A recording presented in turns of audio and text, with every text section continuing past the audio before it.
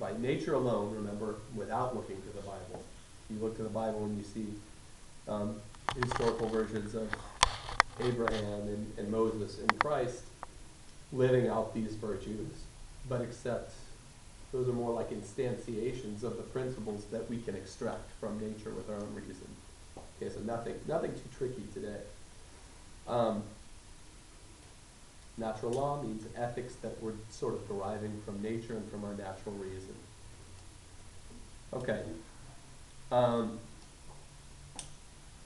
Big other point, I've already said it twice.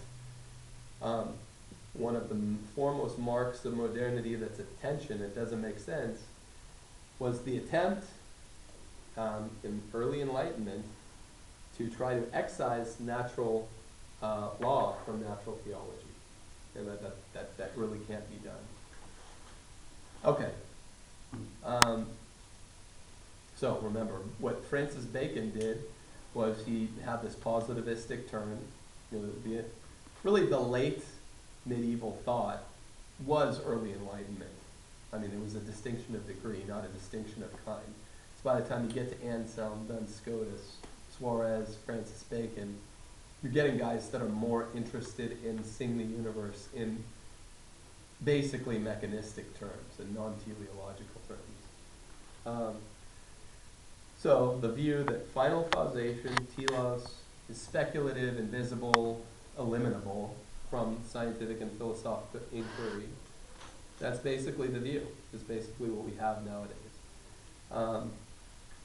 Okay, now here's the next big challenge for me in terms of impartation today, is this. The Enlightenment and Enlightenment humanists, they're really up with people kinds of folks. Enlightenment humanism usually associated with the new science. It was called the carbuncular science, if you want to know, because since they didn't have cells yet, and they didn't really understand things, modern science was very young, but they didn't have an ordered view of the universe like Aristotle or Thomas. They had to posit that all of life basically reduced to tiny little things called carbuncles. And it was on this new mechanistic, non-teleological view of the universe. So that's the Enlightenment side. And then the Reformation side is basically also reductionist, meaning it reduces all inquiry to one important focal point. And for them, it was the Bible. So basically, Protestant Reformationists and Enlightenment thinkers really agreed on most major points, though they agreed from the opposite end of the spectrum. So, Catholic philosophy and magisterial teachings are wrong, say the Enlightenment scientists and philosophers, say the Reformation Protestants. The Catholic, thraldom of spiritual tyranny is wrong and needs to be brought down and individualized, such that individual minds can do science and be disenthralled, or could do this new individualized pro rata style of Christianity, right? Where each person can break out their Bible and give us 33,000 different interpretations, to borrow someone's turn of phrase from a couple weeks ago. So they're in agreement, right? Now, there ends up being a real tension here, which you see played out in a million ways in American culture, because America was founded as a strongly Protestant nation, but an Enlightenment nation. So these become sort of the secularists, progressives, and these don't become anything, they just stay Protestants. Or, to put it in another term,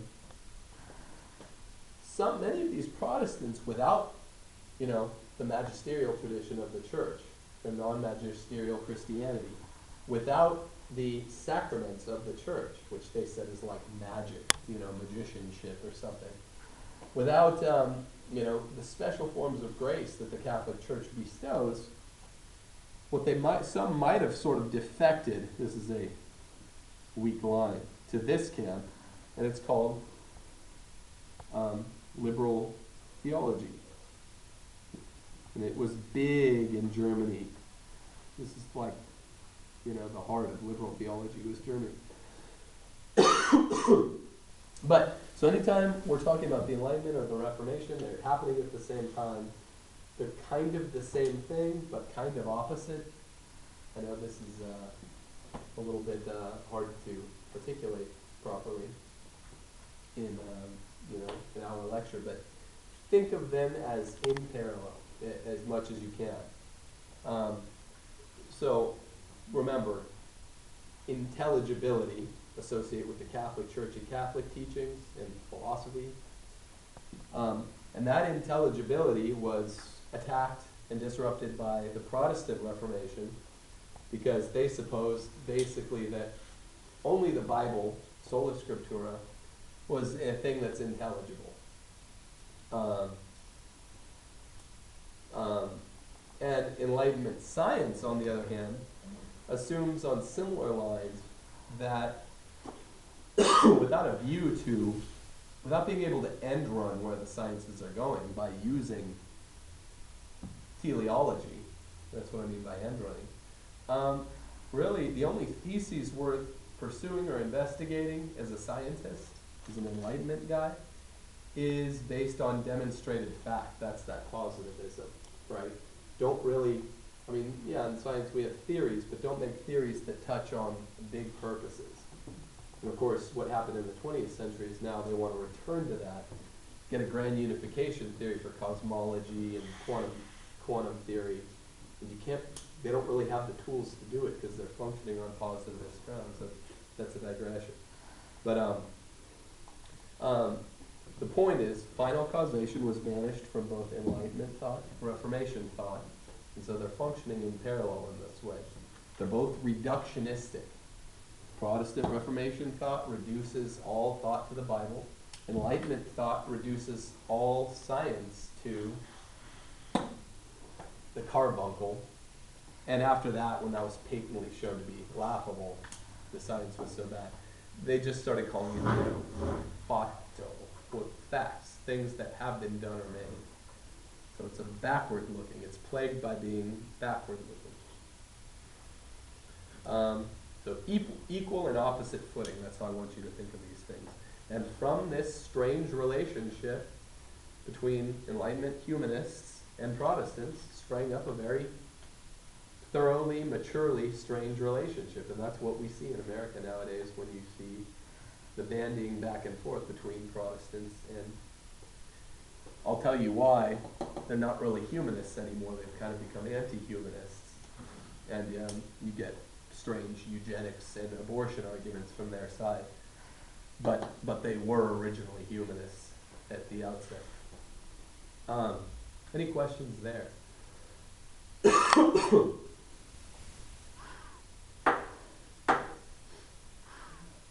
Yeah, go ahead, Melvin. There's a few questions I have in mind, Mr. Gordon, in a while with the talk. First one, we can agree theology is basically the systematic study of what is the end purposes of reality, right, of life.